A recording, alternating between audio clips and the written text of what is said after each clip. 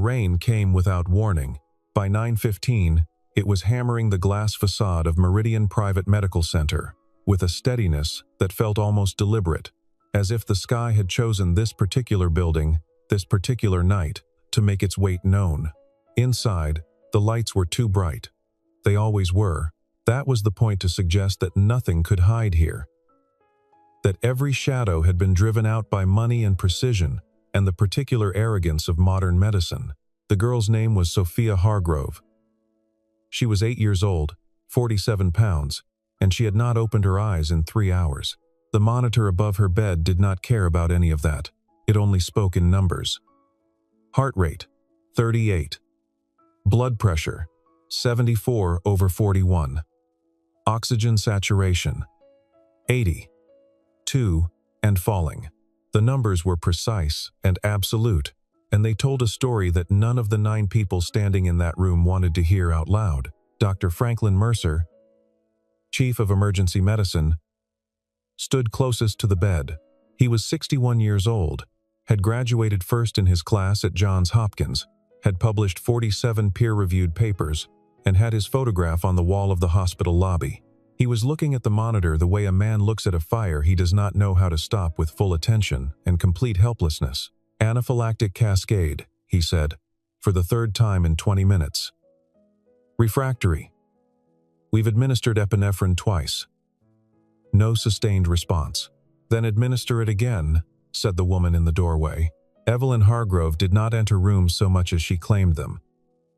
She was 44, sharp-featured, dressed in the kind of charcoal blazer that cost more than most people's monthly rent.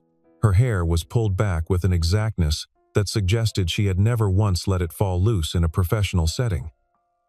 Her company, Stone Hargrove BioVentures, had its name on 3 wings of this hospital. She was also, right now, the most frightened person in the building. But her fear did not look like anyone else's fear.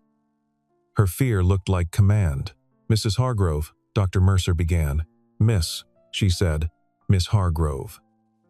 A 3rd dose of epinephrine at this point would cause— I don't want to hear what it would cause. I want to hear what saves her. No one answered. The monitor continued its quiet, merciless arithmetic. Dr. Priya Okafor, the immunologist who had been brought in by helicopter from Boston at Evelyn's personal request, pulled up the blood work results on her tablet and studied them the way someone studies a map of unfamiliar terrain carefully, without pretending to know the destination. The cytokine pattern was unusual. Not textbook anaphylaxis. Something else was driving it. Something layered beneath the allergic response, and whatever it was had resisted every standard intervention with the calm indifference of a locked door. "We have a window," Dr. Okafor said. "Possibly. The liver enzymes suggest the cascade began approximately 16 hours ago." Which means what?" Evelyn said. Okafor paused. "Which means the trigger may still be active." "What trigger?" "She had a routine physical this morning. She ate breakfast. Nothing unusual. The blood work doesn't support a food allergen. The inflammatory profile is—" Okafor stopped herself, recalculated, chose simpler language. "It's not behaving the way it should. 12 hours. That was the number Dr. Mercer had given Evelyn 40 minutes ago, in the hallway, in a quiet voice, with the expression of a man handing someone a heavy object he knew they could not hold. 12 hours before organ involvement became irreversible. 12 hours before the math became permanent. Evelyn had not cried. She had taken out her phone and called 3 specialists in rapid succession. Then she had walked back into the room and stood in the doorway and become something that was almost not a person anymore, just will, compressed into a silhouette.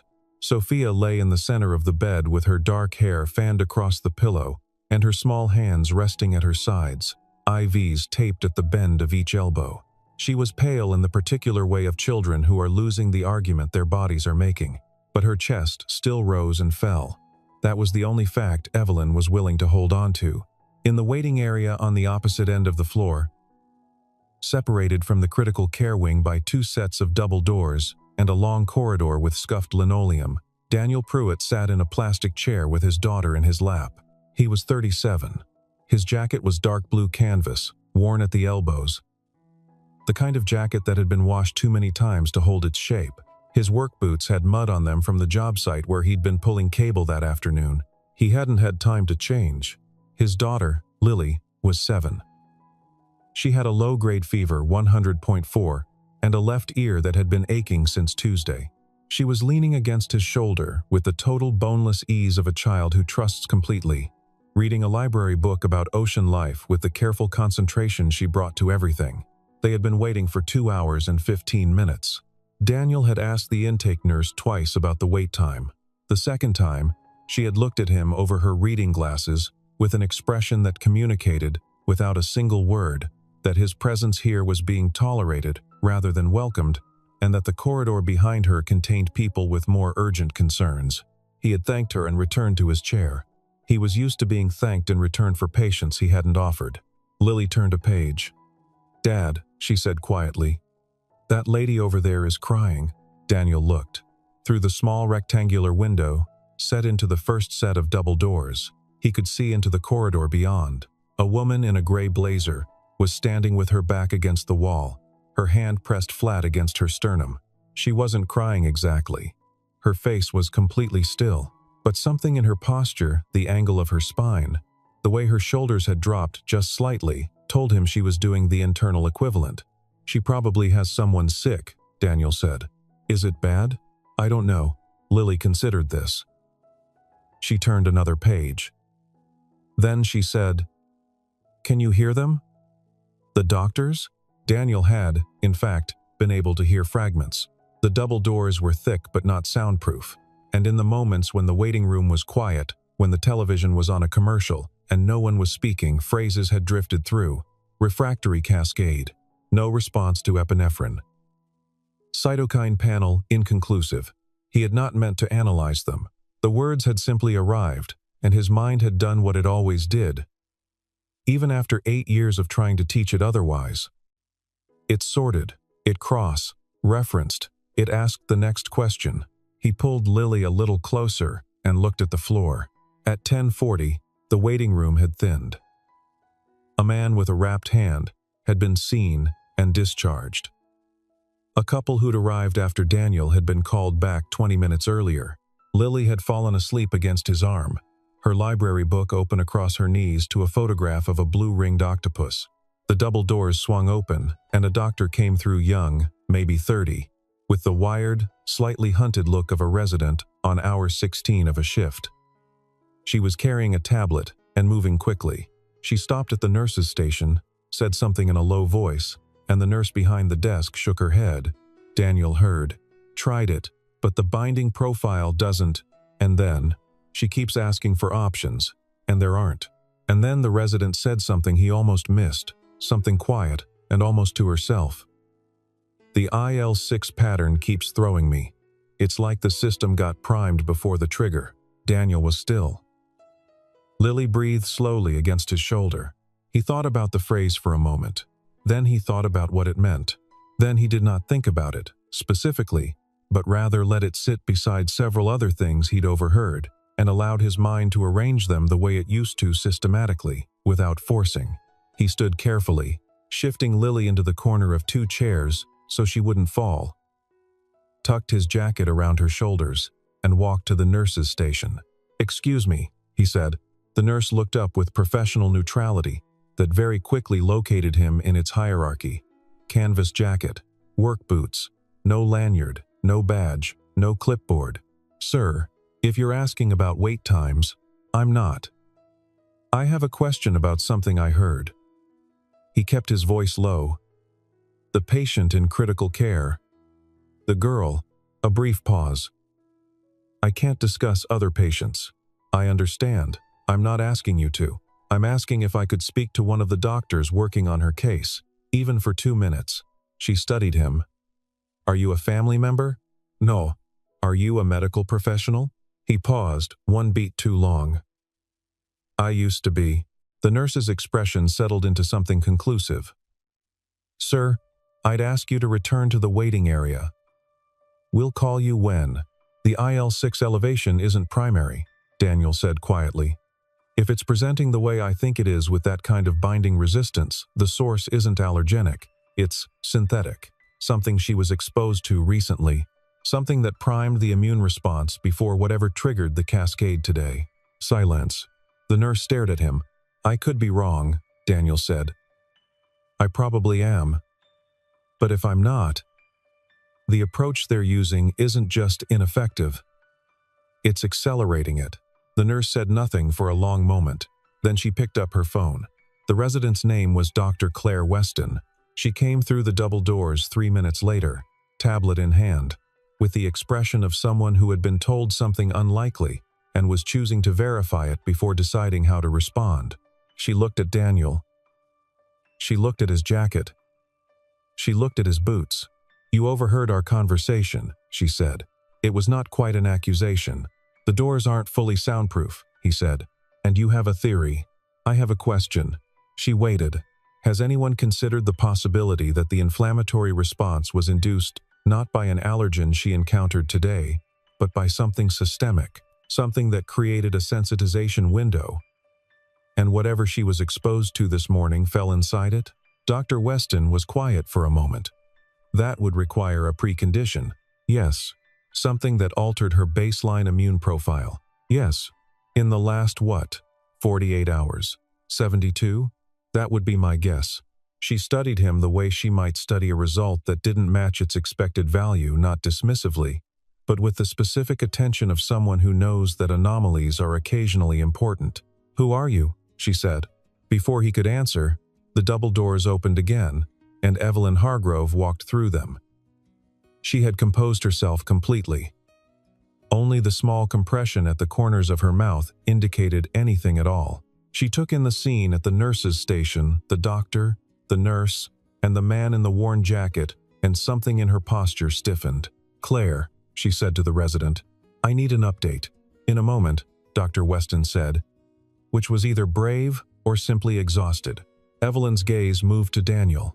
It was thorough and brief and entirely without warmth. Who is this? A visitor, the nurse said. He's been waiting, Dr. Weston said, which was technically true if incomplete. Then he should continue waiting. Evelyn turned back to the resident. Dr. Mercer is recommending we proceed with the high-dose corticosteroid protocol. I need you to tell me if that's the right call. It's a reasonable protocol for refractory anaphylaxis, Weston said carefully. But, Evelyn heard the hesitation. But the presentation isn't fully consistent with standard anaphylaxis. There's an atypical binding signature in the, if you proceed with that protocol, Daniel said, you'll suppress the immune response, which will lower the cytokine levels, which will look like improvement.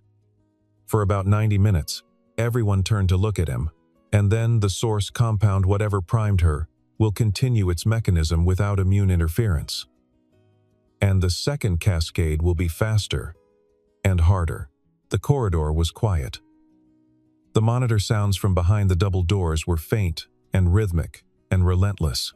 Evelyn Hargrove looked at him for a long time. Who, she said, very slowly, are you? He told her his name. Just his name. Daniel Pruitt. Nothing else. She did not recognize it. He hadn't expected her to.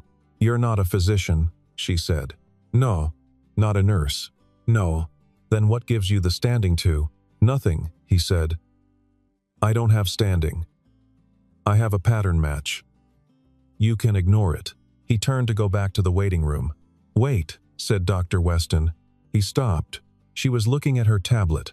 Specifically, she was looking at the cytokine panel she'd been studying for the last 2 hours. The one that kept refusing to resolve into a coherent picture. She was looking at it as if, suddenly, one element of it had shifted slightly and the whole image had reorganized. The binding resistance, she said, not quite to anyone. It's not that the epinephrine isn't working. It's that something else is occupying the receptor sites. Daniel said nothing. He waited. If something synthetic got there first. Weston continued slowly and established a competitive binding scenario. Then the epinephrine has nowhere to go, Daniel said quietly. And the corticosteroids will look like they're working until the receptor competition resolves and the synthetic compound reasserts. The corridor was very quiet. Evelyn had not moved. Her expression had not changed in any way that a photograph could capture. But something in her eyes had changed, something very small and very significant. The shift from contempt to the specific kind of attention that precedes fear. "That's a theory," Dr. Mercer said from somewhere behind them. He had come through the doors quietly, arms crossed, with the particular displeasure of a man who has arrived late to a conversation that has moved past him. An unverified theory, from a non-physician. "In a hallway." "Yes," Daniel agreed. "And you're basing this on overheard fragments of a clinical discussion, and 8 years of research in competitive receptor binding and immune cascade modeling," Daniel said. "Then, formerly, I left the field." A brief silence. "Left voluntarily?" Mercer asked. "Yes." Mercer studied him. The calculation was visible and not entirely unkind. The man was too experienced to dismiss expertise simply because it arrived in the wrong clothes. But he was also responsible, legally and ethically, for the patient behind those doors, and the weight of that responsibility did not make him inclined toward risk. "Even if your hypothesis is correct," Mercer said, "the identification of a specific synthetic compound in a body this size, given the timeline, would require her recent medical history," Daniel said. "Specifically, any compounds she was administered or exposed to in the last 72 hours, including anything experimental or off-label." The silence that followed was different from the previous silences. This one had an edge. Evelyn did not look at Mercer. Mercer did not look at Evelyn. They were both looking at Daniel, but they were not looking at the same Daniel. Back in the waiting area, behind the rectangle of reinforced glass, Lily had woken up. She was sitting up straight in her chair, holding her ocean book, watching her father through the glass with the specific, undemanding attention of a child who has learned to read a room without being taught. Daniel had not talked about his research in years. Not to anyone, not to his neighbors, not to the men he worked with on the cable crews, not to the parents at Lily's school who asked what he did and accepted construction without pressing further. He had not talked about Margaret either, not the way she deserved. She had been a cardiologist. They had met at a conference in Baltimore, argued about a paper on receptor theory for 45 minutes over coffee, and been together from that point forward, with the quiet certainty of two people who recognize something in each other that cannot be reasoned with. She died on a Tuesday in March, 6 years ago, in a hospital that had access to all the right equipment and none of the right information. A medication error, not dramatic, not negligent in any way that a court would recognize, just a gap between two systems that didn't communicate, a dosage flag that got overridden by a clinician who was overworked and underslept, and who made the most reasonable possible decision with the information he had. It was the most reasonable possible decision, and it killed her. Lily was 14 months old. Daniel had carried her through the days that followed with a completeness of purpose that left no room for anything else. He left his university position, quietly, without fanfare. He sold the house in Cambridge. He moved to a smaller city, found work that required his hands and not his memory, and spent 8 years becoming someone his former colleagues would not have recognized. He still read. He could not stop reading. But he read quietly, privately, and he never told anyone what the words meant to him. Until tonight. He told none of this to Evelyn Hargrove in the corridor of Meridian Private Medical Center. He told her only the professional architecture of it, the degree, the institution, the research focus, the years in the field.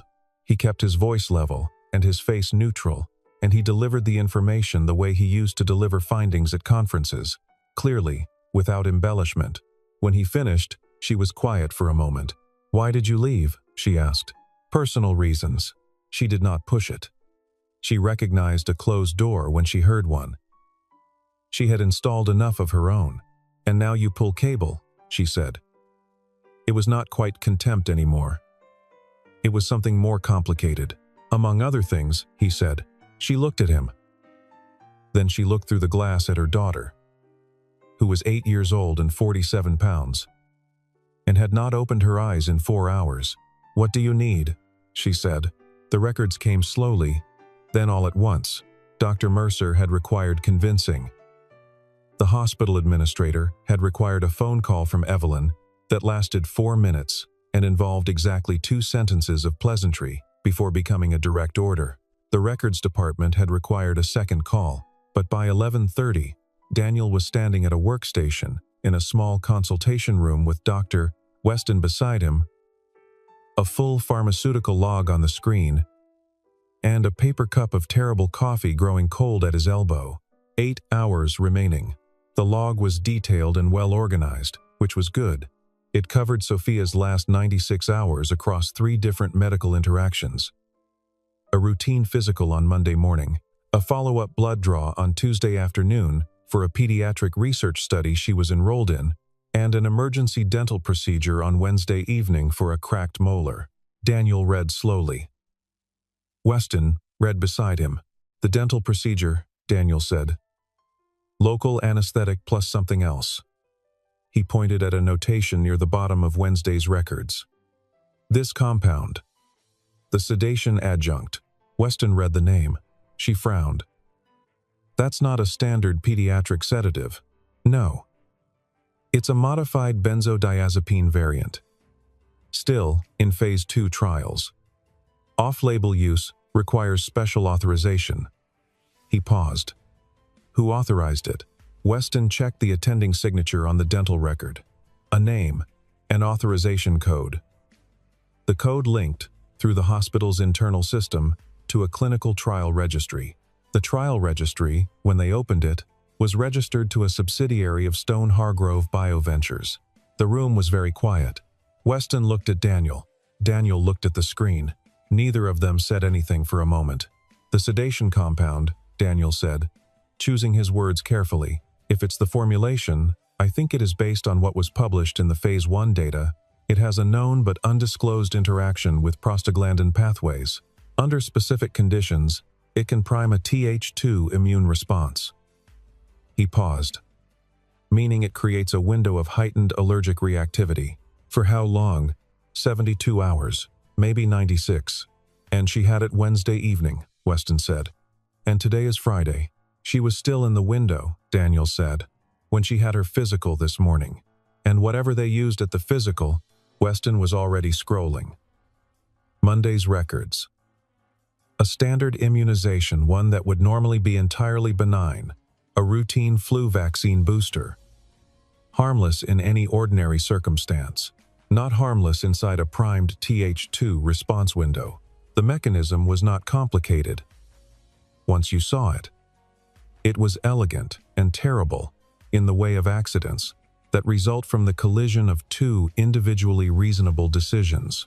The compound creates the sensitivity, Weston said, almost to herself.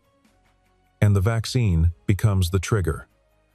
Inside the window, the body interprets it as a threat, Daniel confirmed. A massive one. The cascade isn't allergic in the traditional sense. It's a trained response acting on a target it's been programmed incorrectly to treat as hostile. Weston sat back. She pressed her hand briefly over her mouth. Then she removed it, and was a physician again. So the treatment we need, you need to block the Th2 signaling pathway specifically, Daniel said. Not broadly suppress immunity that accelerates it, as I said. You need targeted IL-4 and IL-13 receptor antagonism, specifically dupilumab, Weston said immediately, or something structurally similar. Off-label for this presentation, but the pharmacology is sound. It won't reverse what's already happened, but it will stop the engine that's driving it. He paused, and then the body can manage the rest. She's young. Her baseline is good. Once the signal is interrupted, she recovers, Weston said. If you're fast enough, Daniel said. And if I'm right? She looked at him. He looked at the screen. How certain are you? She asked. He thought about Margaret. About the most reasonable possible decision with the information available. About the gap between certainty and accuracy, and how they were related but not identical. 80%, he said. Maybe 85. Getting the information to Evelyn was not the hard part. The hard part was what the information meant. Daniel laid it out in the consultation room, Evelyn standing, Mercer standing. Weston sitting, and a hospital administrator named Gerald Fitch hovering near the door with the expression of a man who has realized the room he walked into is significantly more dangerous than the hallway. He explained it without accusation. He used the clinical language because it was accurate, and because accuracy was kinder than inference.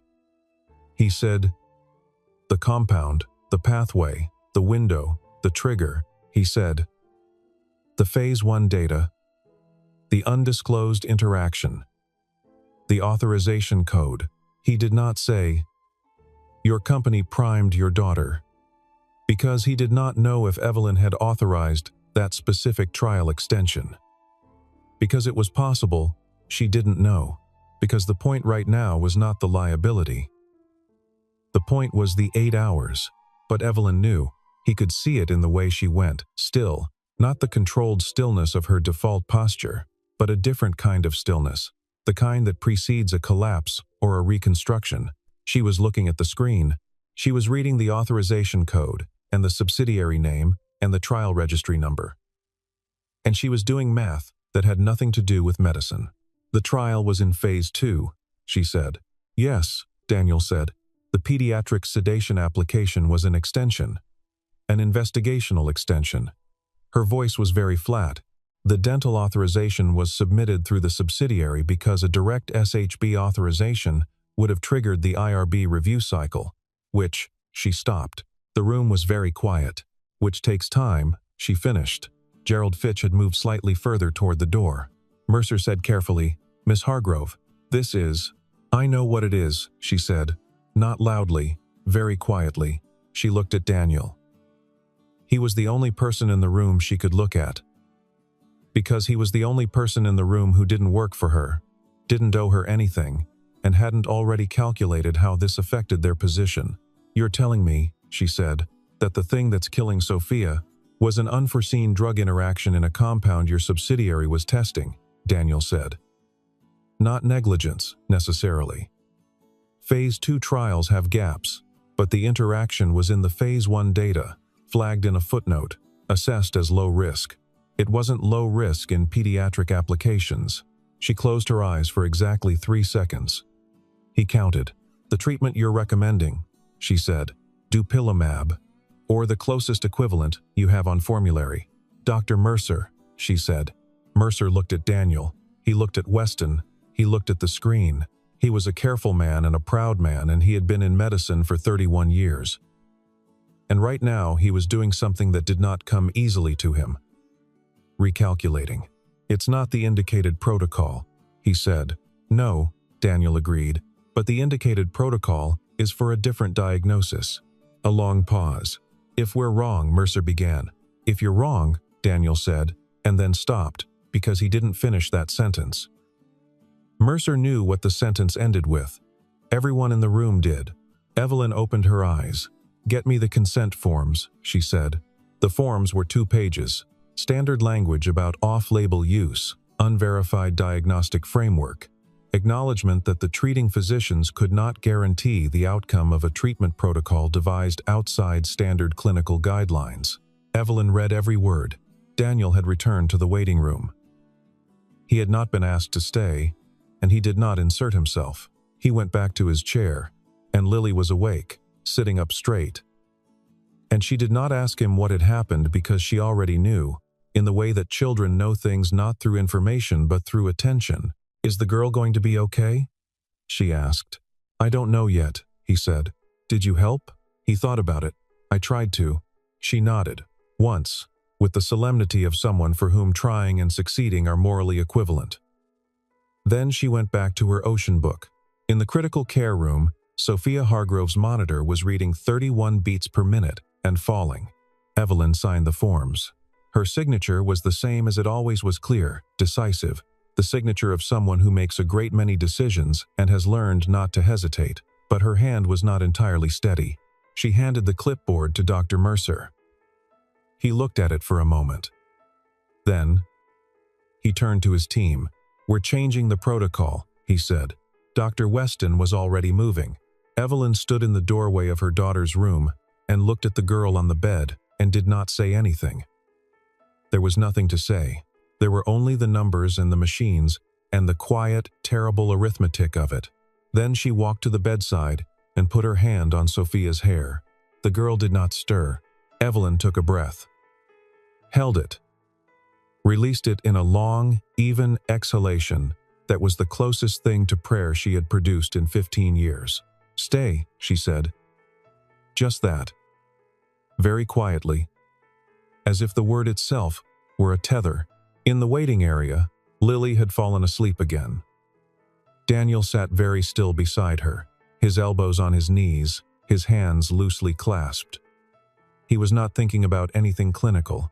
He was thinking about a Tuesday in March, and a hospital not entirely unlike this one, and the way certain things cannot be undone regardless of the accuracy of your subsequent reasoning. He was also listening. The treatment began at 12:17 a.m.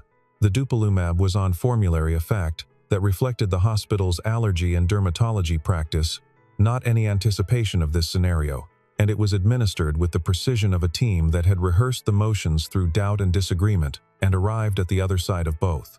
For the first 22 minutes, nothing changed. The monitor continued its patient, indifferent count. Heart rate, 33. Saturation, 79. The blood pressure number sat at the bottom of its acceptable range, like a stone resting on a cliff edge. Dr. Mercer stood with his arms at his sides, which was unusual for him. His default posture was crossed, arms defensive, considered.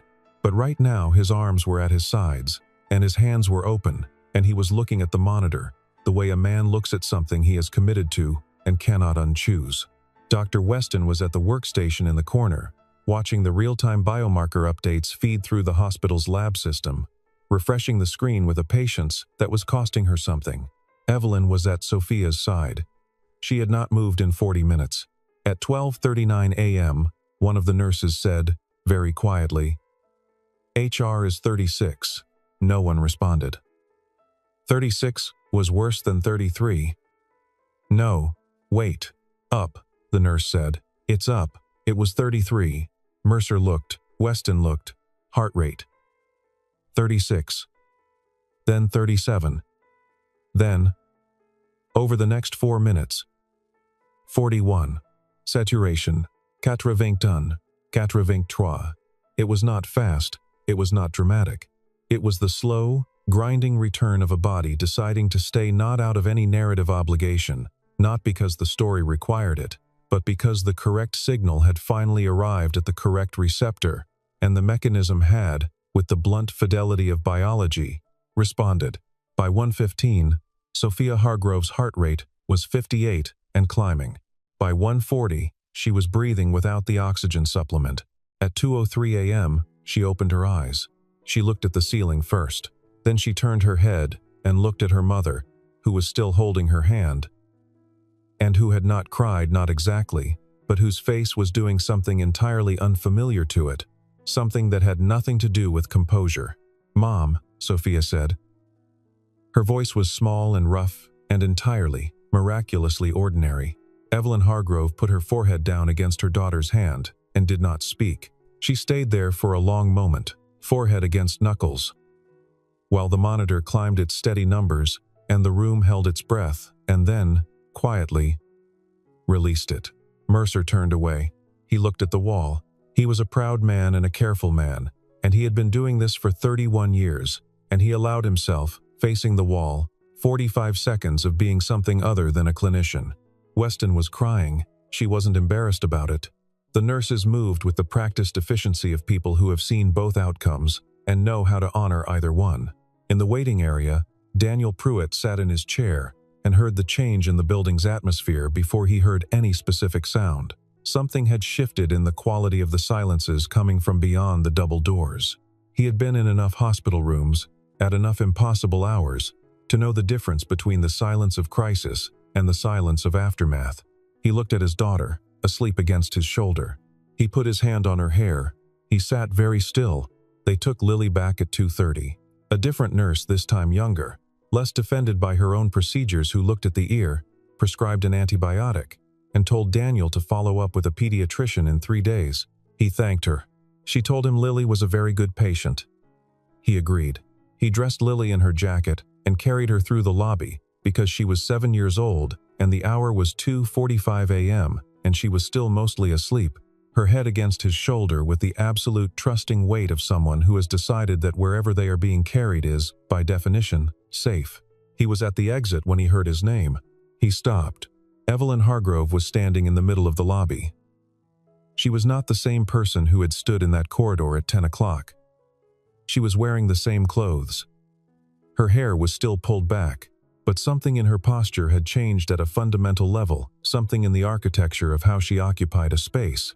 She looked at Lily, at the jacket and the book tucked under Daniel's arm, and the two of them, father and daughter. At 2:45 in the morning. "She's awake," Evelyn said. "Just that." "Good," he said. A silence. In a lobby like this one, at this hour, it was just them and the distant sound of the ventilation system and the rain, which had not stopped. "I don't know how to thank you," she said. "You don't have to," he said. "That's not," she stopped. "Tried again. What you did was, you made the decision," he said. "You signed the form. You stood in that room for 4 hours." He adjusted Lily on his shoulder. "Don't give me the credit for the hard part." She was quiet for a moment. He could see her arranging something.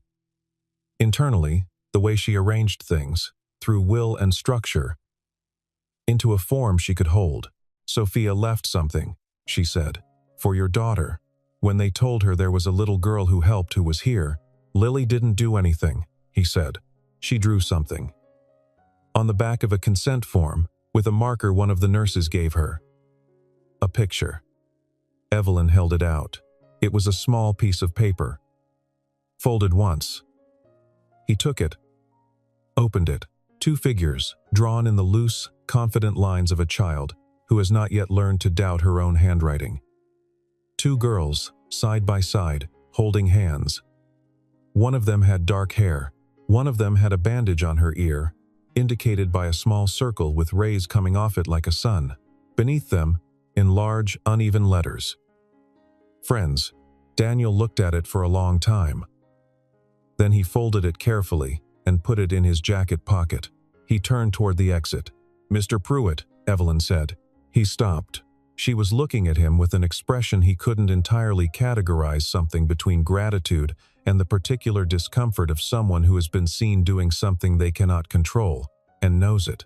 "The compound," she said. "The trial data. Yes. I didn't know. About the pediatric interaction." She paused. "I need you to know that." He looked at her for a moment. "I know," he said. He didn't know, exactly. But he believed her enough to say so. And that felt, at 2:45 in the morning, like the correct decision. He carried Lily out into the rain. The internal review began on Monday. Evelyn had initiated it before she left the hospital. 3 calls at 6 a.m., 1 to the company's general counsel, 1 to the chief scientific officer, and 1 to the chair of the Clinical Trials Oversight Committee. Her voice on all 3 calls was the same, flat, precise, and absolutely without ambiguity about what she expected. The review took 11 weeks. What it found was not malfeasance. It was not corruption in any recognizable form. It was a series of decisions, each individually defensible, that formed a chain in which the risk had been serially minimized. Move to the next assessment, the next approval level, the next review cycle, until it occupied a footnote in a Phase 1 document that the Phase 2 team had, technically, read. Technically, 3 executives resigned. The subsidiary was dissolved, and its trial data transferred to an independent research registry. The investigational compound was suspended, pending a full mechanism review. Evelyn held a press conference. She read a statement that she had written herself 3 times in the middle of the night and revised until it said exactly what she meant, not what the lawyers wanted it to say, not what the PR team wanted it to say, but what she meant. She said, "There was a failure in how we weighted risk against speed." She said, "A child was harmed." She said, "That is not an abstraction." She established a fund, $10 million. Independently administered for patients from failed or suspended clinical trials. She insisted that the board of the fund include at least 3 patients or patient advocates. The board pushed back. She held firm. She thought about the man in the waiting room, about the worn jacket and the mud on his boots, and the little girl asleep against his shoulder with a library book. About 8 years of carrying a thing alone. It took her 6 weeks to find him. He was not hiding. His address was in the hospital's patient records, from Lily's intake form, under his own name. But she had not wanted to use the hospital records, which felt like a kind of breach she wasn't willing to commit. So she had her executive assistant make discreet inquiries through the city's contractor registration system, which led to a cable installation company, which led to an address in a neighborhood 20 minutes from the hospital. She drove herself. She had not told anyone she was going. The house was a rental. Small.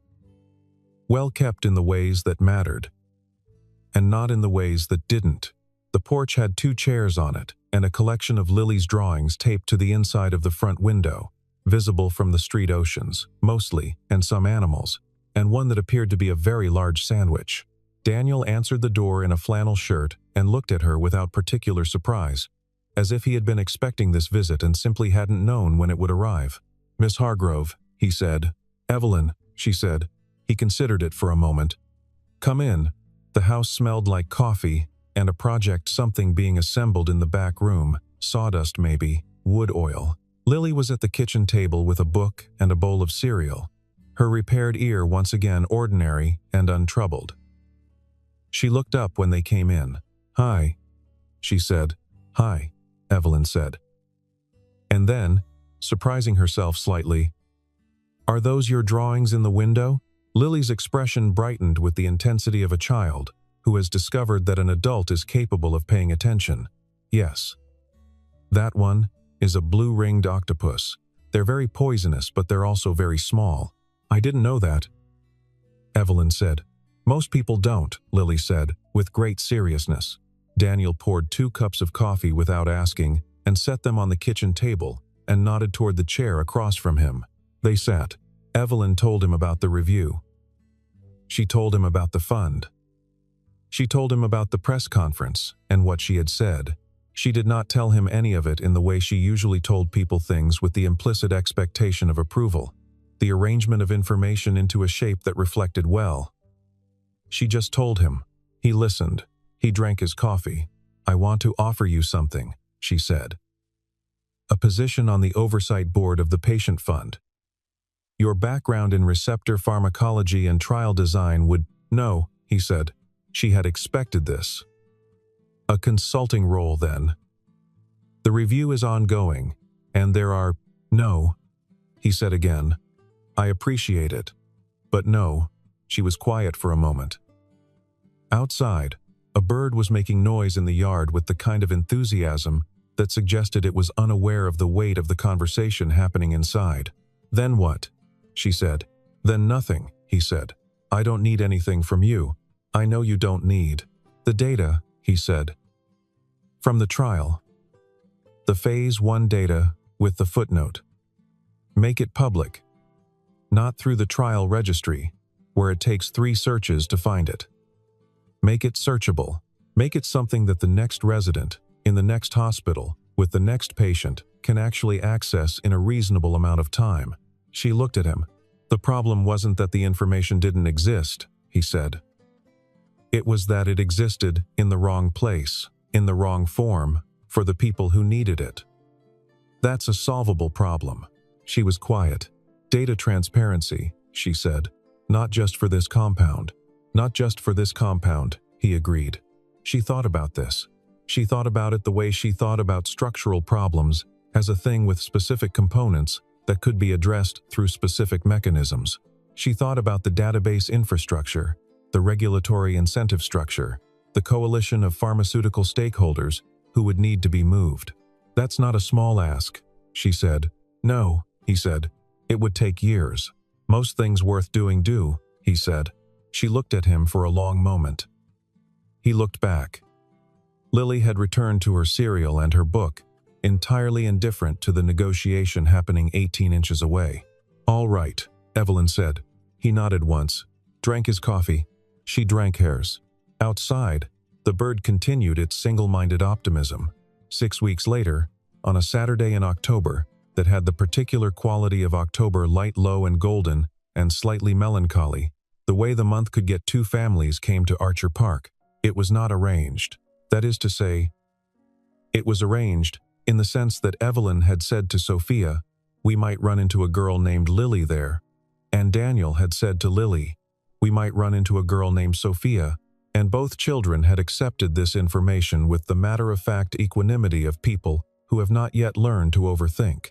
They found each other at the duck pond, which was exactly where Lily had said she wanted to go because she had read about mallards, and Sophia had wanted to go because she liked any body of water large enough to throw bread into. They sized each other up for about 4 seconds. Then Sophia said, "I heard you have a book about octopuses. They're very poisonous," Lily confirmed, "but small. Do you want to see the ducks?" Sophia said. "Yes," Lily said. They walked toward the pond. Their fathers and Sophia's mother followed at a distance that was far enough to be respectful and close enough to be honest. Evelyn and Daniel stood at the edge of the path and watched the girls crouch at the pond's edge, Sophia pointing at something in the water, Lily leaning over with the careful, scientific attention she brought to everything. No one said anything for a while. The light was low and golden and slightly melancholy. Then Daniel said, not entirely to anyone, she would have loved the ducks. Evelyn did not ask who. She had read enough of him, by now, to understand the shape of what he was carrying. "Tell me about her," she said. He was quiet for a moment. Long enough that she thought he might not. Then he put his hands in his jacket pockets, the same jacket, still worn at the elbows, and looked at the pond, and started to speak. The ducks moved across the water without particular urgency. Lily and Sophia crouched at the edge, heads together, pointing at things. Their voices came back in fragments: octopus, mallard. Look at that one. Know that one, without any of the formality that adults bring to encounters that matter. They had been neighbors for exactly 45 minutes and were already past the need to introduce themselves. That was how it was with some things. You just looked at them and recognized.